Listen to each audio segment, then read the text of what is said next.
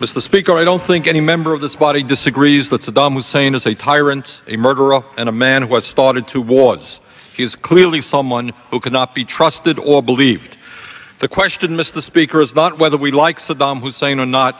The question is whether he represents an imminent threat to the American people and whether a unilateral American invasion of Iraq will do more harm than good. Mr. Speaker, the front page of the Washington Post today reported that all relevant U.S. intelligence agencies now say, despite what we have heard from the White House, that, quote, Saddam Hussein is unlikely to initiate a chemical or biological attack against the United States, end quote. Even more importantly, our intelligence agencies say that should Saddam conclude that a U.S.-led attack could no longer be deterred, he might, at that point, launch a chemical or biological counterattack. In other words, there is more danger of an attack on the United States if we launch a precipitous invasion. Mr. Speaker, I do not know why the President feels, despite what our intelligence agencies are saying, that it is so important to pass a resolution of this magnitude this week, and why it is necessary to go forward without the support of the United Nations and our major allies, including those who are fighting side by side with us in the war on terrorism. But I do fear that as a part of this process, the President is ignoring some of the most pressing economic issues affecting the well-being of ordinary Americans. There has been virtually no public discussion about the stock market's loss of trillions of dollars over the last few years, and that millions of Americans have seen the retirement benefits for which they have worked their entire lives disappear. When are we going to address that issue? This country today has a $340 billion trade deficit, and we have lost 10% of our manufacturing jobs in the last 4 years, 2 million decent-paying jobs. The average American worker today is working longer hours for lower wages than 25 years ago. When are we going to address that issue? Mr. Speaker, poverty in this country is increasing, and median family income is declining. Throughout this country, family farmers are being driven off of the land, and veterans, the people who have put their lives on the line to defend us, are unable to get the health care and other benefits they were promised because of government underfunding. When are we going to tackle these issues and many other important issues that are of such deep concern to Americans? Mr. Speaker, in the brief time I have, let me give you 5 reasons why I'm opposed to giving the President a blank check to launch a unilateral invasion and occupation of Iraq, and why I will vote against this resolution. 1, I have not heard any estimates of how many young American men and women might die in such a war, or how many tens of thousands of women and children in Iraq might also be killed. As a caring nation, we should do everything we can to prevent the horrible suffering that a war will cause. War must be the last recourse in international relations, not the first. Second, I am deeply concerned about the precedent that a unilateral invasion of Iraq could establish in terms of international law and the role of the United Nations. If President Bush believes that the U.S. can go to war at any time against any nation, what moral or legal obligation could our government raise if another country chose to do the same thing? Third, the United States is now involved in a very difficult war against international terrorism, as we learned tragically on September 11th. We are opposed by Osama bin Laden and religious fanatics who are prepared to engage in a kind of warfare that we have never experienced before. I agree with Brent Scowcroft, Republican former National Security Advisor for President George Bush Sr., who stated, and I quote, "An attack on Iraq at this time would seriously jeopardize, if not destroy, the global counterterrorist campaign we have undertaken," end quote. Fourth, at a time when this country has a $6 trillion national debt and a growing deficit, we should be clear that a war and a long-term American occupation of Iraq could be extremely expensive. Fifth, I am concerned about the problems with so-called unintended consequences.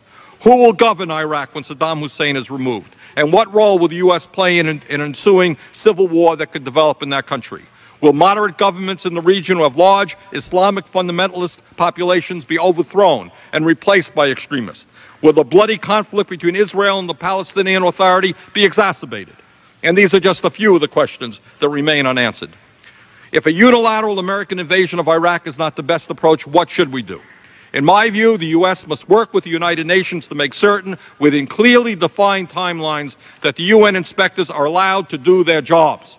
These inspectors should undertake an unfettered search for Iraqi weapons of mass destruction and destroy them when found, pursuant to past UN resolutions. If Iraq resists inspection and elimination of stockpiled weapons, we should stand ready to assist the UN in enforcing compliance. Now, good morning, Africans. I hope you're doing fine where you are, and if you ain't doing fine, please do fine where you are. It's good to be fine, and sometimes it's never good not to be so fine, you know? So today I want to take you back to history. Remember, they say that when two bulls fight, what really gets hurt is the grass. The grass is what gets hurt. The bulls will just be fighting by the horns. And many times we've been told that the United States of America and those European countries, when they say that a country is bad, is when that specific country has refused to give itself to them, you know. And most probably, I know you've heard about Saddam Hussein, you've heard about Muammar Gaddafi, you've heard about Osama bin Laden, you've heard about those Islamic leaders whom the Western world termed them as terrorists. You understand? The Western world termed them as people who were problematic and people whom the government needed to take care of for the people of their specific countries. For the country of Iraq, it was Saddam Hussein. I remember when I was young, this man, Saddam Hussein, I saw him being hanged on live TV. Just imagine being hanged on live TV. And I remember that Mr. Thabo Mbeki, who was by then the president of the country of South Africa, came forward and he tried to talk those leaders of the West to try and not move about to terminate or rather to exterminate the president of that country. You know, back then we also had the Prime Minister of Britain, who was Tony Blair. We also had George Bush. Tony Blair and George Bush made some lies about Saddam Hussein that made him look so bad with the rest of the world. They said that he was having weapons of mass destruction, which he really didn't have.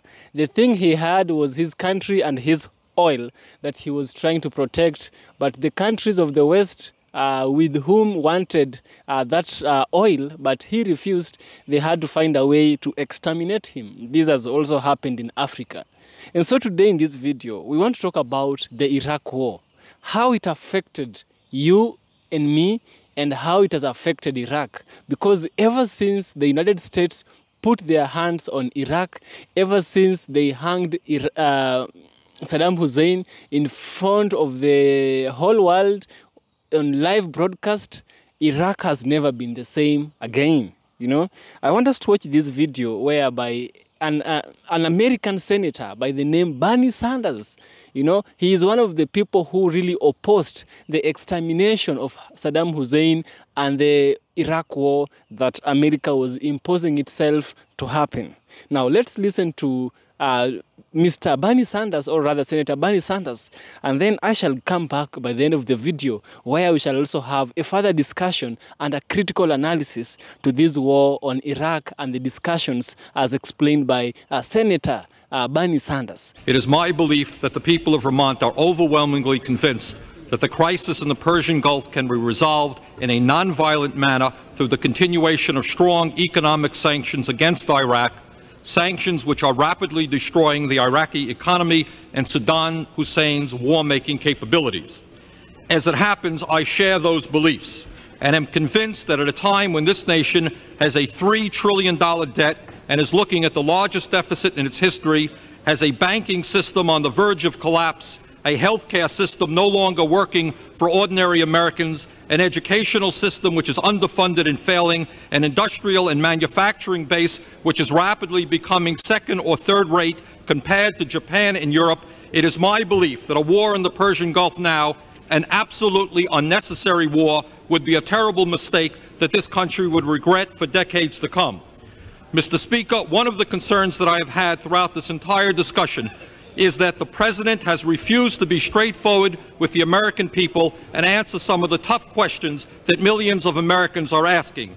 Later this afternoon, in 5-minute remarks, I hope to raise some of those questions, questions relating to potential casualties, the potential cost of such a war, and the nature of our relationship with such feudalistic dictatorships as Saudi Arabia and Kuwait. Thank you. The gentleman has expired. The gentleman.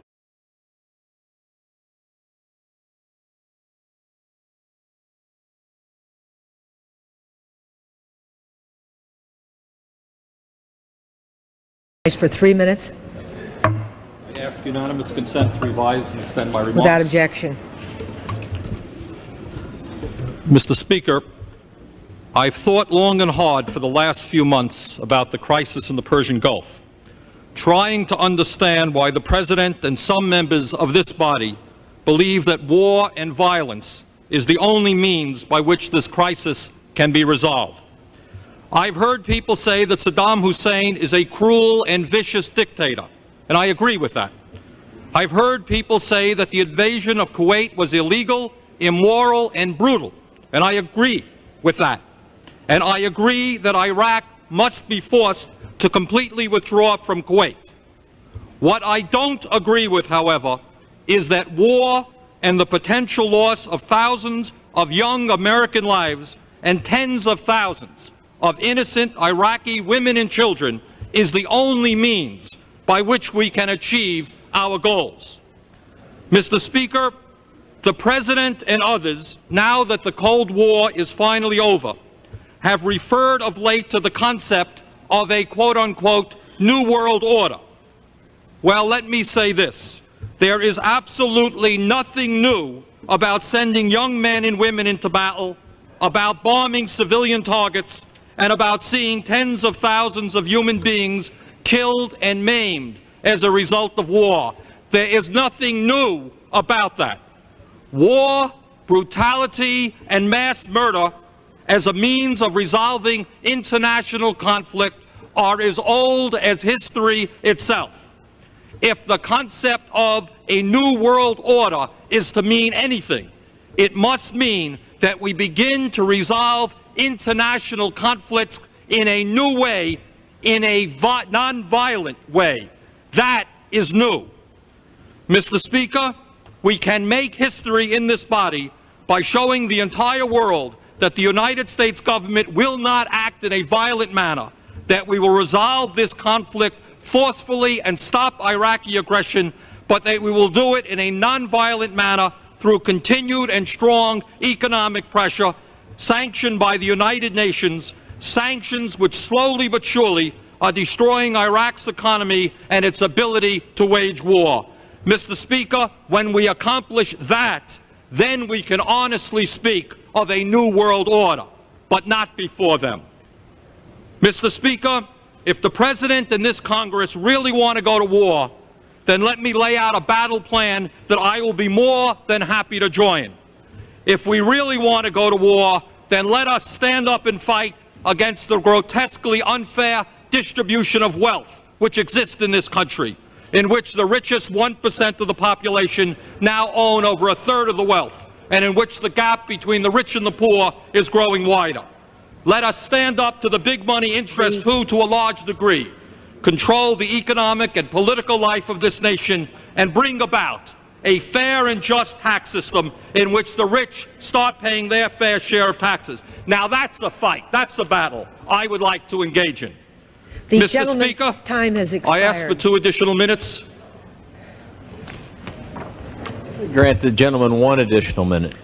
Mr. Speaker, The gentleman is recognized for 1 additional minute. this vote that we are about to take is not just a vote for war and peace, but it is a vote for the future direction of America for years to come.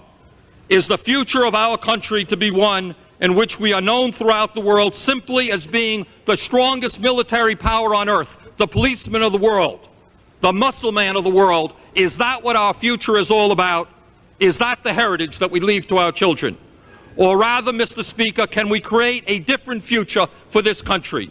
a future in which this nation leads the world in the quality of our healthcare system, the quality of our educational system, the quality of our housing and our general standard of living, the quality of our respect for the environment, and the quality of the culture which we produce. Mr. Speaker, let us say no to war and yes to peace, no to haste and yes to patience. Mr. Speaker, let us defeat the President's initiative. Thank you. The gentleman's time has expired. The gentleman from Florida is recognized. I yield 2 minutes to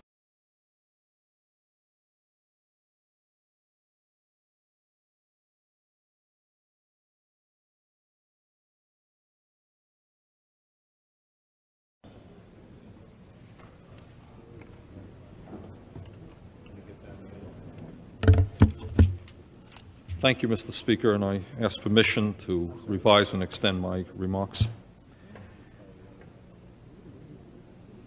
Without objection, so ordered. Thank you.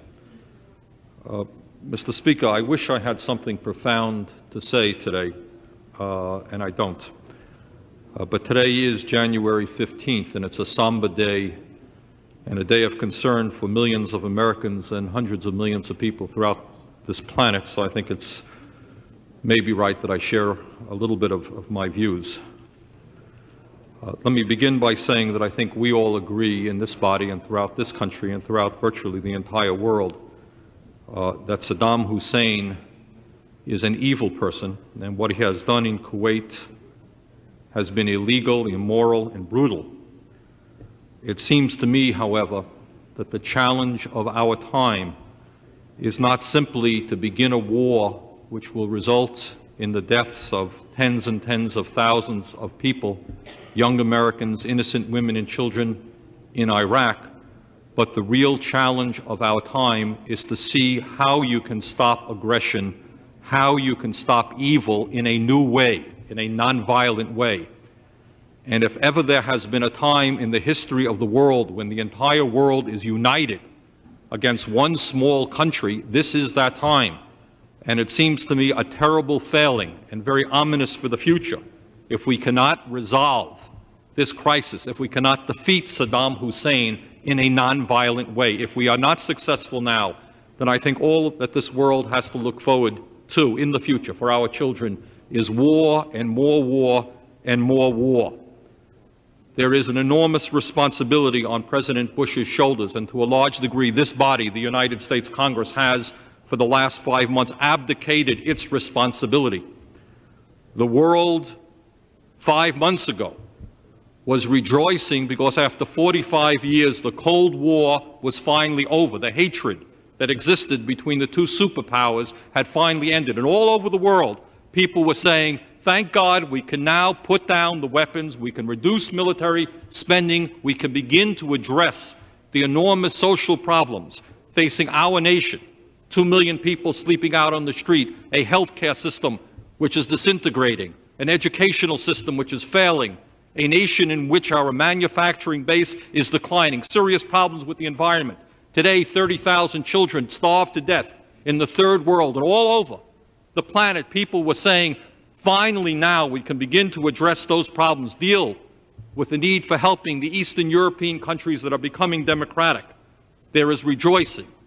And then suddenly, once more, we heard that as soon as we took the deep breath that the Cold War is over, there is another war upon us. And I want to say to President Bush that I know as someone involved in politics, we're all involved in politics, that it's not too late to change one's mind. This is too important an issue to just go forward because of pronouncements made yesterday and in the last 4 months. The world looks to the President.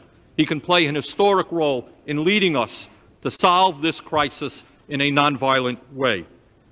Mr. Speaker, one of the issues that has concerned me and I think millions of Americans is as we look at this crisis, we look at who our allies are. We have talked about the grand coalition. Let's stop for a moment and look at who our allies are. Egypt is our ally. It cost us $7 billion in debt forgiveness to bring them into the alliance. That is not a very strong or trustworthy ally. Saudi Arabia is our ally. Saudi Arabia is a feudalistic monarchy. It does not believe in democracy. It does not believe in the slightest degree in women's rights. Is that an ally that we feel comfortable with? Kuwait, while it was a terrible thing that that government be overthrown, the government of Kuwait is a feudalistic monarchy. Syria, what does it mean to all of us?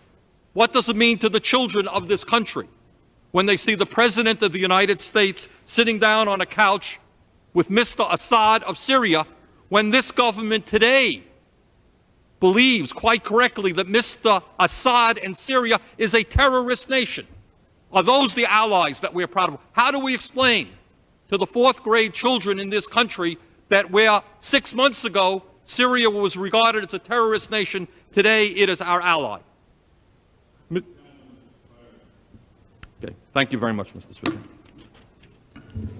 Mr. Annunzio of Illinois, for 5 minutes. Mr. Mazzoli, for 5 minutes.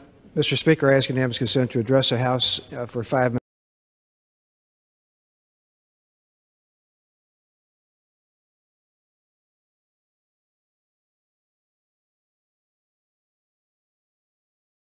Mr. Sanders of Vermont.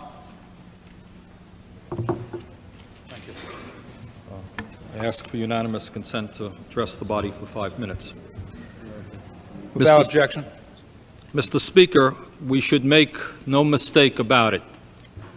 Today is a tragic day for humanity, for the people of Iraq, for the people of the United States, and for the United Nations as an institution. It is also a tragic day for the future of our planet and for the children, 30,000 of whom in the third world will starve to death today while we spend billions to wage this war, and 25% of whom live in poverty in our own country because we apparently lack the funds to provide them a minimal standard of living. Mr. Speaker, despite the fact that virtually the entire world has been united against Saddam Hussein, a two-bit vicious dictator who illegally and brutally invaded Kuwait, the President concluded that there was no way of resolving this conflict and achieving our goals other than waging a massive war, perhaps unprecedented in the history of the world in terms of the death and destruction wrought in its first day as a result of our aerial attacks. I disagree with that assessment. Mr. Speaker, there are three immediate concerns that I have regarding the current tragedy. First, despite the fact that we are now allied with such Middle Eastern governments as Syria, a terrorist dictatorship, Saudi Arabia and Kuwait, feudalistic dictatorships, and Egypt, a one-party state which receives $7 billion in debt forgiveness to wage this war with us, I believe that in the long run, the action unleashed last night will go strongly against our interests in the Middle East. Clearly, the United States and its allies will win this war, but the death and destruction caused will not, in my opinion, soon be forgotten by the Third World in general and by the poor people of the Middle East in particular. I fear very much that what we said yesterday is that war and the enormous destructive power of our armed forces is our preferred manner for dealing with the very complicated and terrible crises in the Middle East. I fear that someday we will regret that decision and that we are in fact laying the groundwork for more and more wars in that region in years to come. Secondly, Mr. Speaker, while there is no question in my mind that the United States government and its allies will win this war, I am not at all sure that the people of our country, especially the working people, the poor people, and the elderly, will win. The 2 million homeless people in our country sleeping out on the sidewalks and under the bridges are not going to win this war. There will be no money available to house them. The tens of millions of Americans who cannot afford health care today are not going to win this war. There will be no money available for their needs. The family farmers in Vermont who are today being driven off of their land are not going to win this war, nor will the children or the elderly, who in all probability will see cutbacks in their Social Security and their Medicare checks in order to fund it.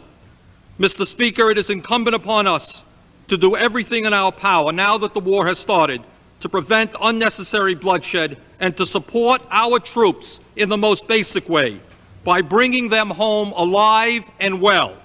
I urge my fellow members to ask the President to stop the bombing immediately and request that the Secretary General of the United Nations go to Iraq to begin immediate negotiations for the withdrawal of Iraq from Kuwait and the cessation of the war.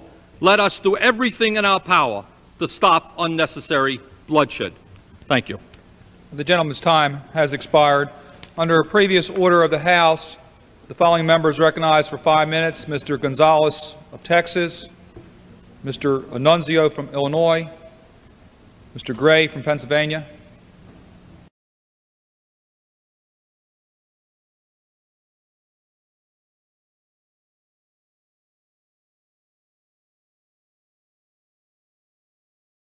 Order of the House, the gentleman from Vermont, Mr. Sanders, is recognized for 5 minutes.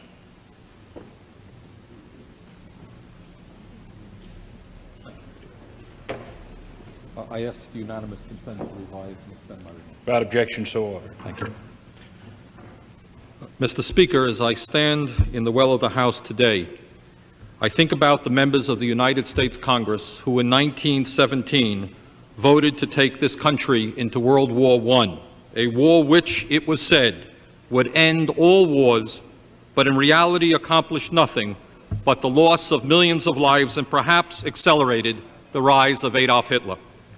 Mr. Speaker, today I think back upon the abdication of responsibility of the United States Congress during the Vietnam War and the Gulf of Tonkin resolution, passed unanimously by this House, but later regretted by many who supported it for the rest of their lives.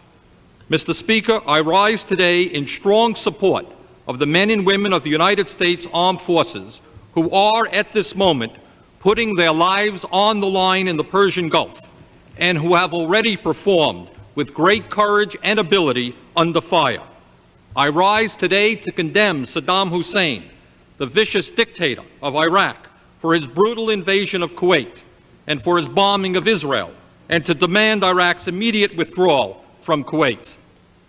I rise today to tell you that I voted against the resolution before us because I cannot indicate support for a president whose policies in the Persian Gulf are, to my mind, absolutely wrong and could lead to terrible loss of life for our young men and our young women, as well as for the people of the entire region. A policy which leads to unnecessary loss of life for young Americans and to terrible suffering for their families is not, to my mind, supporting our troops. Mr. Speaker, I fear that President Bush will interpret this resolution in the precise way that Lyndon Johnson interpreted the Gulf of Tonkin resolution, that is, in support of his policies in the Persian Gulf. Let us firmly support the young men and women in the Persian Gulf with all our hearts and all our abilities. But let us say no to the President's policy, which from the beginning of this crisis has been inadequate in attempting to resolve it in a nonviolent manner. Mr. Speaker, it is absolutely incomprehensible to me that with virtually every nation on earth united against Saddam Hussein, a two-bit dictator, that this crisis could not have been resolved without war. Mr. Speaker, even as the bombs are falling now on Israel, on Saudi Arabia, on Iraq, and on Kuwait, the United States Congress cannot abdicate its responsibility to do everything in its power to make every last possible effort to prevent unnecessary bloodshed and to support our troops in the most basic way by bringing them home alive and well. Let us ask the President to stop the bombing now, have the Secretary General of the United Nations go to Iraq immediately to negotiate a ceasefire and begin negotiations for the withdrawal of Iraq from Kuwait.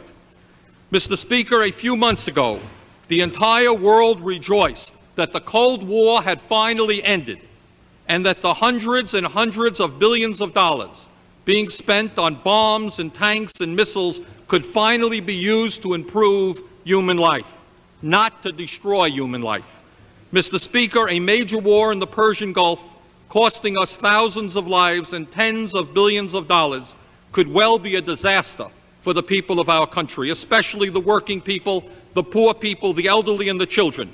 I predict that this Congress will soon be asked for more money for guided missiles, but there will be no money available to house the homeless. I predict that this Congress will soon be asked for more money for tanks, but there will be no money or effort available to develop a national health care system guaranteeing health care for all of our people as exists in virtually every industrialized nation on earth.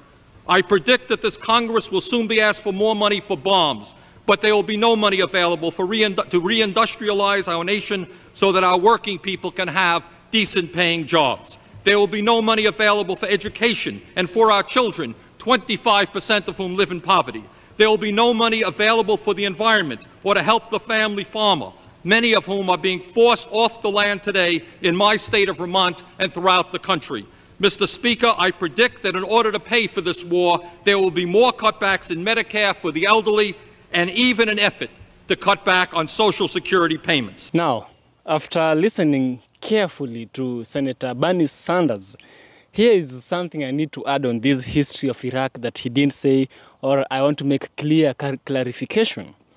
The Iraq War, also known as the Second Gulf War, it began on March 20th, 2003, when a US-led coalition invaded Iraq. The war was primarily justified by the Bush, which is George Bush administration, based on claims that Iraq possessed weapons of mass destruction. And you know, it was a lie. Thabo Mbeki told us this guy lied, you know. So while George Bush had lied about the weapons of mass destruction in Iraq, and these also posed a significant threat to the global security, false threat to the global community. You see, he wanted a way he could get his hands on the properties of Iraq and exterminate this man, who was called Saddam Hussein. The administration also argued that Saddam Hussein's regime supported terrorism and oppressed its people, and that moving him could lead to democratization in the Middle East. Do you really think that removing Saddam Hussein brought peace to Iraq? Have you been to Iraq? Have you been, or rather, have you heard about the situations in Iraq? Iraq has no peace. The same problem they said about Libya, that they are bringing democratization. Where is democracy? There is no peace. Libya was a stable country when we had Muammar Gaddafi. But because he opposed some of these white leaders, because he opposed some of these, the people of the NATO, the colonizers, I call them, the imperialists, I call them, he had to be exterminated. Now, let's look at the key events that brought about the Iraq War. The pre-war context. This happened between 1990s and 2003, you know. After the Gulf War in 1991, Iraq was subjected to UN, United Nations sanctions, which crippled its economy. United States intelligence later on and policymakers accused Saddam Hussein, who was the president of Iraq back then, of secretly rebuilding his weapons of mass destruction program despite international inspection. And it was a lie. You know, these people are creating problems for him so that they would attack him. How evil can they be? 2003 invasion. Now this is the invasion itself. The US, supported by the United Kingdom and other allies, launched a military campaign called Operation Iraqi Freedom. Iraqi Freedom? Really?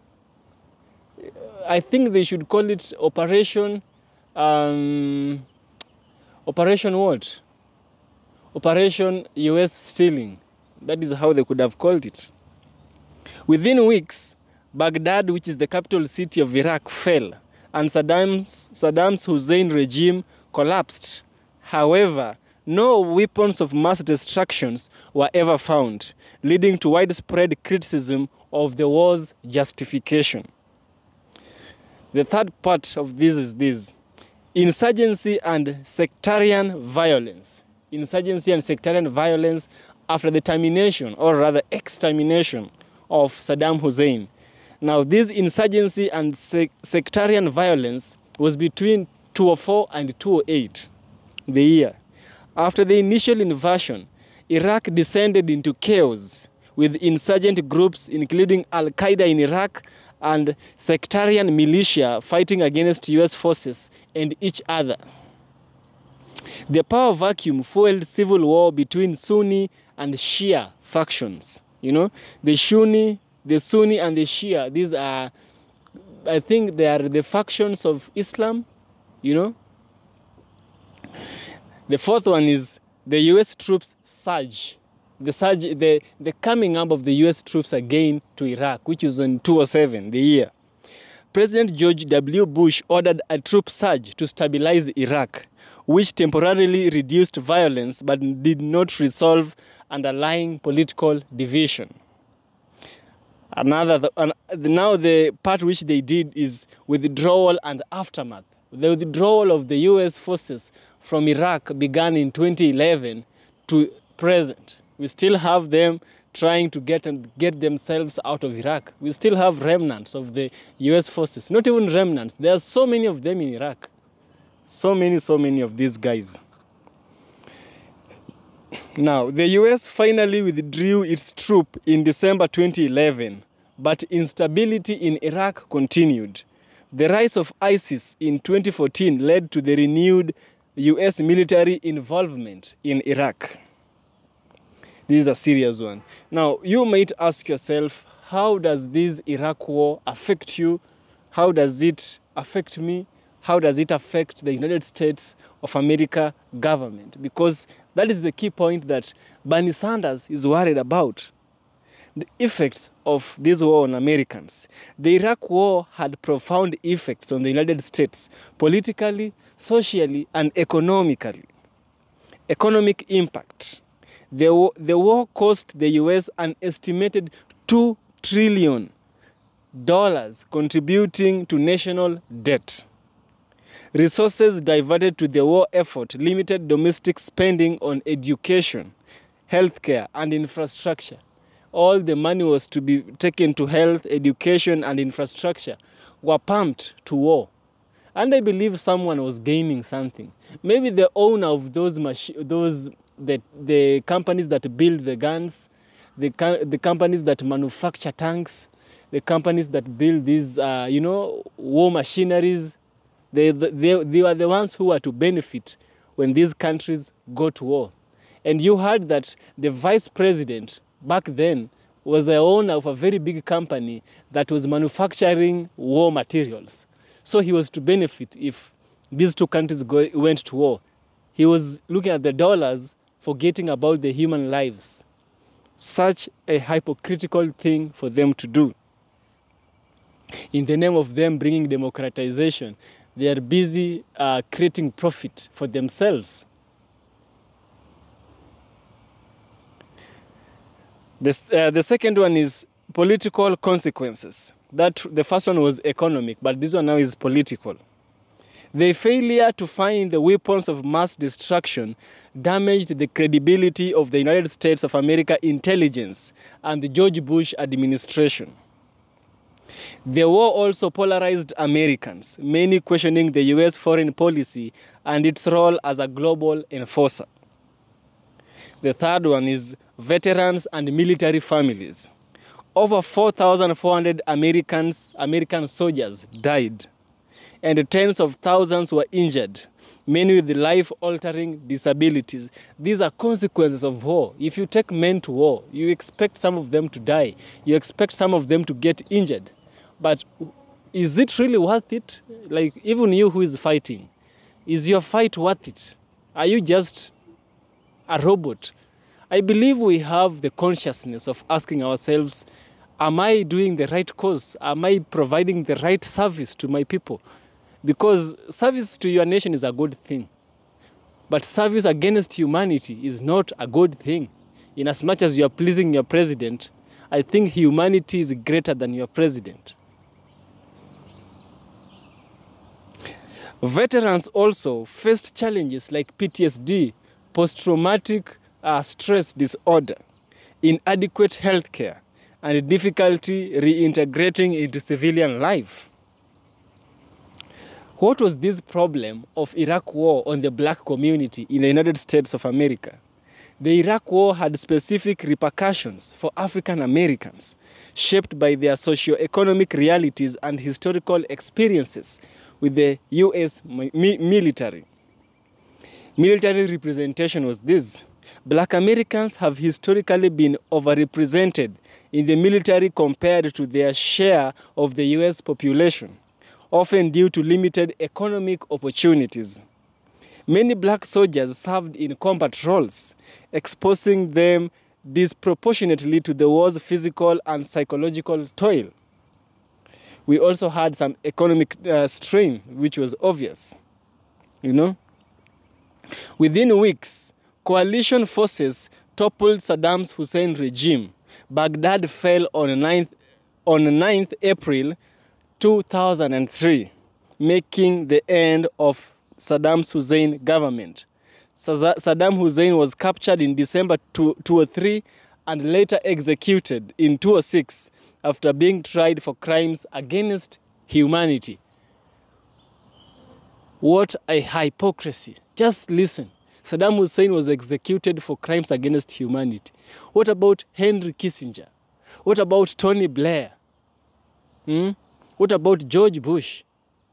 What about those guys? Why is it that when it comes to the United States of America, the laws does not apply? But when it comes to people outside their territories, it applies. The other day you had the US delegate who knocked down a black, I think she was from Zambia, if not Zimbabwe.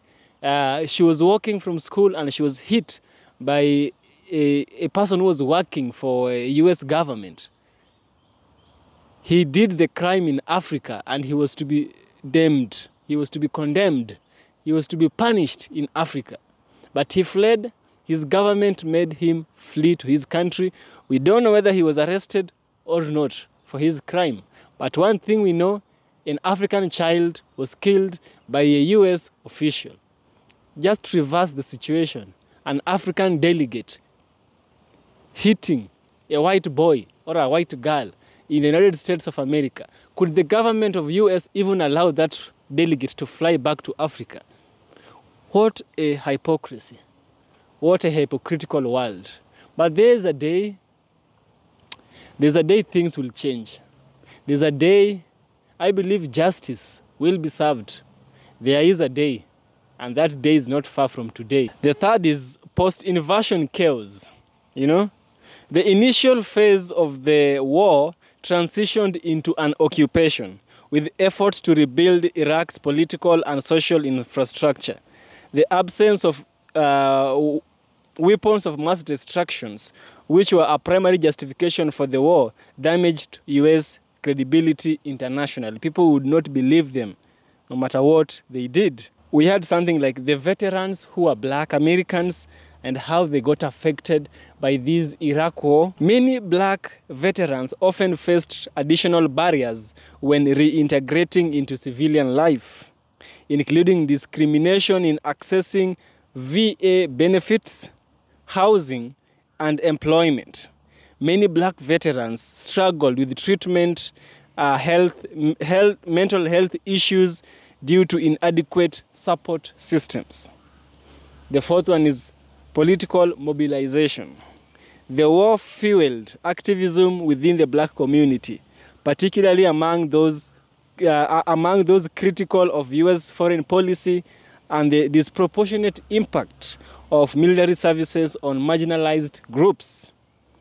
Prominent black leaders and organizations voiced opposition to the war, emphasizing its human and economic costs.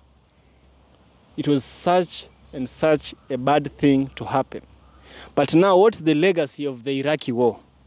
What's left after it? What benefit does he give us as humans? Or rather, what destruction did it leave? The Iraq war remains one of the most controversial conflicts in US history. While it succeeded in removing Saddam Hussein, it failed to bring long-term stability to Iraq and continued to contribute to the rise of extremist groups like ISIS. The war consequences, both in Iraq and the US, continue to shape debates over foreign policy, military intervention, and social justice. For the black community in the US, the Iraq War highlighted enduring racial and economic inequities in the US, particularly regarding who bears the cost of the war.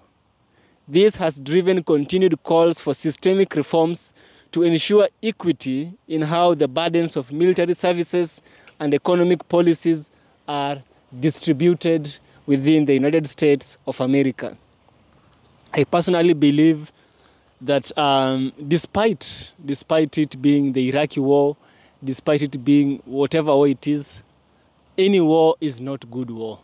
Any war is not good war, you know? Particularly when it is not there to serve the people, but to serve a few individuals who are called the oligarchs, you know? The oligarchs are the few people who are not in power, but they have money. Their decisions and their money shapes the decisions of a country. They shape elections. You know, elections are useless now because they already know who is going to power next. You just vote for the sake, but they know who is coming to power. They know we will lie about Saddam Hussein. We will lie about Muammar Gaddafi. We have to get him out of the equation. That is how they did. That is how they do. But I believe there is a time justice will be served. Doesn't matter how long it will take, but there is a time. And the best revenge is best served cold. No matter how many times or how long they take to pay for their crimes, the Most High God, with whom I clearly believe, he says that let him have vengeance. Let's give God vengeance to punish those people who wronged the people of Iraq and those people who wronged black people, and those people are responsible for the loss of lives of those soldiers who are fighting just to fill their pockets. Yep. This is EFK Original Documentaries. If you like what I do, you know what to do. Subscribe to the channel. I will surely appreciate. See you in the next one.